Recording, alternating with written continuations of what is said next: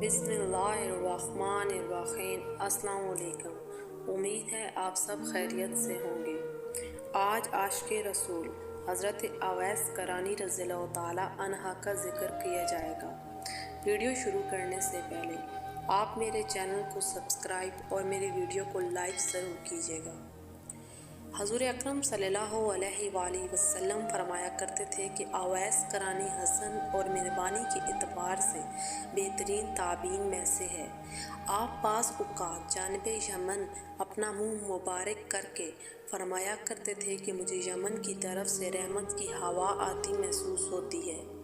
रसूल सल्लल्लाहु अलैहि वसल्लम ने फरमाया था कि क़यामत के दिन 70,000 मलाइका के आगे जो अवैस करानी रज़ियल्लाहु ताला अन्हा के मानन होंगे आपको जन्नत में ले जाया जा रहा होगा, ताकि मखलूक को अवैस करानी की शिनाख्त ना हो सके सिवाय इस शख्स के जिसको अल्लाह ताला दीदार करवाना चाहे।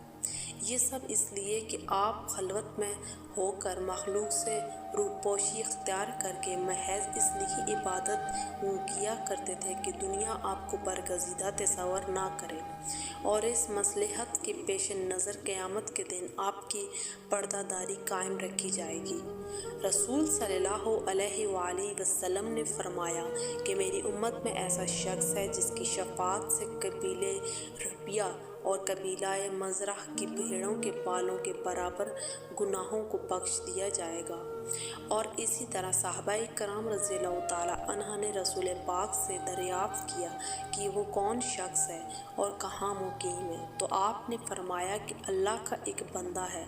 और फिर सहाबाए कराम ने इसरार किया और फरमाया कि हमें बताएं कि वो कौन था, तो आपने सहाबाए कराम के इकरार पे कहा अवैस करानी रज़ियल्लाहु ताला अन्हा। जब सहाबाए कराम रज़ियल्लाहु ताला अन्हा ने पूछा कि वो आपकी खिदमत में हाज़िर हुए हैं, तो आपने फरमाया कभी नहीं, लेकिन चश्मे ज़ाहिरी की बजाय चश्मे बातनी से इन्होंने मेरा दीदार हमेशा किया है और मुझे देखा है।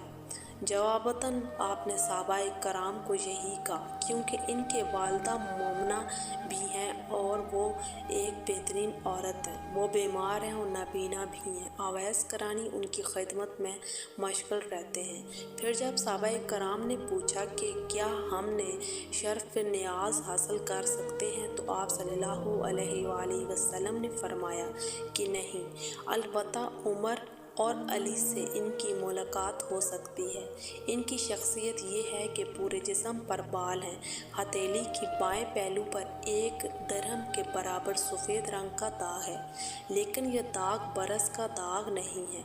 लिहाजा इनसे मुलाकात हो तो मेरा सलाम ज़रूर कहना, मेरी उम्मत के लिए बख्शिश की दुआ ज़रूर करवाना। और फिर सहाबाए कराम ने अर्ज़ किया कि क्या आप इनसे मुलाकात कर पाएंगे, तो आपने कहा कि नहीं।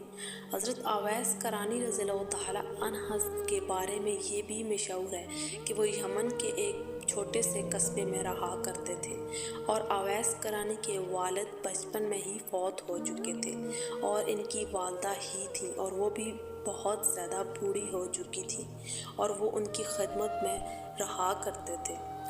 और अवैस करानी रज़ियल्लाहु ताला अन्हा मालकाने शुतर से जो चंद दरहम मिलते थे, आप इनसे लेकर वालदा को इनकी ज़रूरियात के मुताबिक चीज़ें ला कर दिया करते थे, और आप शुतरबाजी का काम किया करते थे। जो उनसे बचा करता था खजूरें लेकर खुद भी अपने लिए खा लिया करते थे।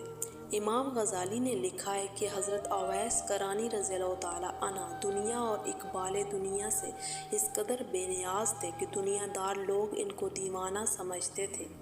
इब्न साद रज़ियल्लाहु ताला अन्हा से रवायत है कि रसूल पाक सल्लल्लाहु अलैहि वसल्लम ने फरमाया था कि मेरा दोस्त मेरी उम्मत में से अवैस करानी है। इब्न अब्बास रज़ियल्लाहु ताला अन्हा से रवायत है कि रसूल पाक सल्लल्लाहु अलैहि वसल्लम ने फरमाया कि मेरी उम्मत में एक शख्स होगा जिसको अवैस बिन अब्दुल्ला करानी कहते हैं। आपने एक मरतबा वालिदा मोहतरमा की इजाज़त से سے رسول پاک صلی اللہ علیہ وآلہ وسلم سے ملنے کی کوشش کی، مگر آپ اس وقت گھر تشریف نہیں رکھتے تھے، اس لیے آپ نے والدہ کے حکم کے تعمیل کرتے ہوئے واپس چلے گئے۔ صحیح روایت کے مطابق یہ بھی ہے کہ رسول پاک صلی اللہ علیہ وآلہ وسلم کے وصال کے بعد حضرت عمر فاروق رضی اللہ تعالی عنہ برابر 10 سال تک حضرت اویس کرانی سے ملاقات نہ کر سکے۔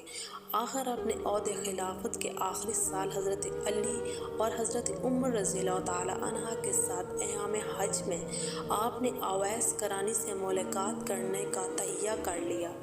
میدان عرفات میں آپ پہنچے تو وہاں مسلمانوں سے خطبہ کر کے پہلے اہل کوفہ کو کھڑا کیا، پھر وہ کھڑے ہو گئے تو ان میں سے فرمایا کہ آپ میں سے اہل قرآنی بیٹھ جائیں۔ وہ کھڑے رہے جو کہ اہل قرآنی ہیں اور کوفہ والے بیٹھ جائیں، سوائے ایک ضعیف شخص کے سب بیٹھ گئے۔ جب اس نے تصدیق کی کہ وہ قرآنی کا رہنے والا ہے تو حضرت عمر رضی اللہ تعالیٰ عنہ نے پوچھا کہ کیا وہ اویس کرانی رضی اللہ تعالیٰ عنہ کو جانتا ہے؟ اس نے کہا کہ ہاں جانتا ہوں، اس کا نام ایک دیوانہ شخص ہے، وہ میرے برادر ذات سے ہے، لیکن وہ بے حد عقیدہ اور کم حیثیت ہے اور امیر المومنین کی شان کے خلاف ہے کہ وہ اس سے ملاقات کرے۔ یہ سن کر حضرت عمر رضی اللہ تعالی عنہ چلے اور اس شخص سے فرمایا کہ وہاں میں ایسے ہی شخص سے ملنے آیا ہوں، فخر سمجھتا ہوں ایسے شخص سے ملنا۔ رسول پاک صلی اللہ علیہ وآلہ وسلم نے فرمایا تھا کہ اللہ تعالیٰ اپنے ایسے ہی مستعار بندوں کو پسند کرتا ہے جن کے چہروں پر مرجھائے ہوئے جھریاں ہوں اور ان کے چہرے گرد آلود ہوں۔ عرض کیا کہ اے حضرت عمر رضی اللہ تعالیٰ اور حضرت علی رضی اللہ تعالیٰ کو ساتھ لے کر چلتا ہوں، اور کوفہ تشریف لے گئے۔ جب یہ لوگ کوفہ پہنچتے ہیں اور پوچھتے پوچھتے غار نمرہ پہنچے تو دیکھا کہ حضرت اویس کرانی ایک درخت کے نیچے مصروف نماز تھے۔ حضرت عمر رضی اللہ تعالیٰ عنہ کعبے کے رخ کی طرف جا کر بیٹھ گئے۔ کھڑے ہو کر حضرت علی رضی اللہ تعالیٰ نے پوچھا، اے حضرت اویس کرانی نے جلدی نماز ادا کرنے کے بعد ان کو دیکھا تو حضرت عمر رضی اللہ تعالیٰ نے سوالات اور جوابات کیے، تو حضرت عمر رضی اللہ تعالیٰ نے ان کو رسول پاک صلی اللہ علیہ وآلہ وسلم کا فرمان سنایا اور بتایا کہ اس فرمان کے مطابق وہ محبوب الہی حضرت اویس کرانی رضی اللہ تعالیٰ ہیں۔ پھر آپ نے اویس کرانی رضی اللہ تعالیٰ عنہ سے دریافت کی کہ اپنا دایاں ہاتھ دکھا دیں، جو فرمان رسول کے مطابق 1 درہم برابر سفید نشان ہے۔ حضرت عمر رضی اللہ تعالیٰ عنہ نے یہ ہاتھ چوما اور کہا، درخواست کی کہ وہ امت اور ان کے لیے دعا کریں، تو آپ نے دعا کر دی، اے اللہ پاک مرد و عورت مومنین کو بخش دے۔ حضرت علی رضی اللہ تعالیٰ عنہ ان کو بتایا کہ حضرت عمر رضی اللہ تعالیٰ امیر المومنین عمر رضی اللہ تعالیٰ بن خطاب ہے اور میں علی رضی اللہ تعالیٰ عنہ اور بن عبد المطلب ہوں۔ یہ سن کر حضرت اویس کرانی رضی اللہ تعالیٰ عنہ سیدھے کھڑے ہو گئے۔ حضرت عمر رضی اللہ تعالیٰ عنہ کو سلام کیا اور جزائے خیر کی دعا دی۔ حضرت علی رضی اللہ تعالیٰ سے بھی اور حضرت عمر رضی اللہ تعالیٰ نے رسول پاک صلی اللہ علیہ وآلہ وسلم کا پیغام ان کو دے دیا۔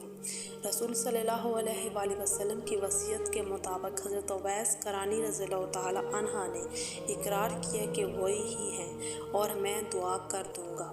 اس کو لے کر ایک الگ جگہ پر گئے اور اس کو سامنے رکھ کر سر بوس ہو کر کہتے ہیں کہ جو رسول پاک صلی اللہ علیہ وآلہ وسلم کا تحفہ ہے، میں اس تحفے کو تب ہی کھولوں گا جب میرے خدا تمام تر امت کی گناہوں کو معاف کر دے گا۔ اس طرح آپ رضی اللہ تعالیٰ عنہ نے دعا کی۔ آپ رضی اللہ تعالیٰ عنہ کی دعا کے مطابق امت مسلمہ کا کچھ حصہ باقی رہ گیا تھا۔ آپ رضی اللہ تعالیٰ عنہ نے عرض کیا کہ یا الہی، میں تو تیرے محبوب کی سارے امت کو مغفرت کا طلبگار ہوں۔ غیب سے ندا آئی کہ اے اویس ایک حصہ بخش دیا گیا۔ عرض کیا نہیں، میں اس وقت تک یہ مرکبہ رسول نہ پہنوں گا جب تک کہ تو پوری امت کو نہ بخش دے۔ پھر ندا آئی، ایک اور حصے کو بخش دیا گیا۔ اتنے میں حضرت عمر رضی اللہ تعالیٰ عنہ اور حضرت علی رضی اللہ تعالیٰ عنہ اس تاخیر کا سبب معلوم کرنے کے لیے آپ رضی اللہ تعالیٰ عنہ کے پاس تشریف لائے تو آپ رضی اللہ تعالیٰ عنہ نے ان کی آڑ پا کر سجدے سے سر اٹھاتے ہوئے کہا، آپ رضی اللہ تعالیٰ عنہ اس موقع پر کیوں آئے؟ اگر تھوڑا اور صبر کر لیتے تو میں جب تک دریائے مغفرت سے سیراب نہ ہو جاتا اپنا سر سجدے سے نہ اٹھاتا، جب تک تمام امت مسلمہ کو اللہ پاک سے معاف نہ کروا لیتا، رسول پاک صلی اللہ علیہ وسلم کا مرکبہ بھی پہن لیتا۔ مزید نہایت اہمیت کے ساتھ انہوں نے آپ کو کہا کہ میں نے دعا کر دی اور مغفرت بھی مل گئی۔ اس طرح حضرت عمر اور حضرت علی رضی اللہ تعالیٰ عنہ کی